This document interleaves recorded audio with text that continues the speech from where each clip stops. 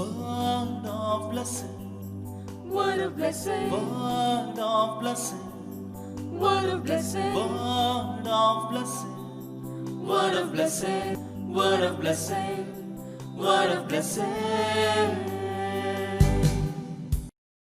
क्रिस्त में मेरे प्यारे भाइयों और बहनों, आज हम विशेषकर उत्पत्ति ग्रंथ अध्याय 48 के बारे में पढ़ें। अध्याय 48 में यूसुफ के पुत्रों को याकूब द्वारा दिए गए आशीर्वाद का वर्णन किया गया है।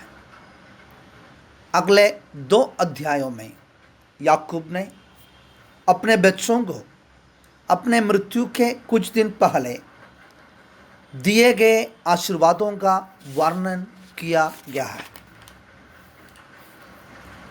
और एफ्राइम और मनासे इस्राएल के प्रमुख जनजाति के रूप में माना गया है।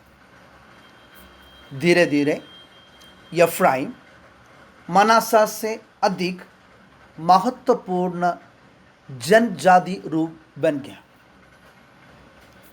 अध्याय 48 का चित्रण में हमें यह देखने मिलता है क्यों यूसुफ के पुत्र याकूब के पुत्रों के साथ इस्राएल के जनता के रूप में माना गया है। इसका कारण क्या है? क्यों यूसुफ के पुत्रों को याकूब के पुत्रों के साथ इस्राएल के जनजाति के रूप में माना गया है? इसका कारण यह है, लूस नामक बेथेल में याकूब को ईश्वरीय दर्शन हुआ। इसके बाद यूसुफ के पुत्रों को अपने बच्चों जैसा माना गया है और याकूब अपने दाहिने हाथ एफ्राइम के सिर पर रखते हुए आशीर्वाद देते हैं। इसका मतलब क्या है? 2 बच्चे थे, लेकिन एक बच्चे के सिर पर दाहिने हाथ रखते हुए आशीर्वाद देते हैं। इसका मतलब क्या है? इसका मतलब यह है, और इससे हमें यही जानकारी मिलता है कि एफ्राइम जनजाति का महत्वपूर्णता को यहाँ दिखाता है। पद संख्या 15 से लेकर 16 तक में 3 विशेषण दिए गए हैं। पहला विशेषण, पूर्व पिताओं द्वारा आराधना करने वाले ईश्वर।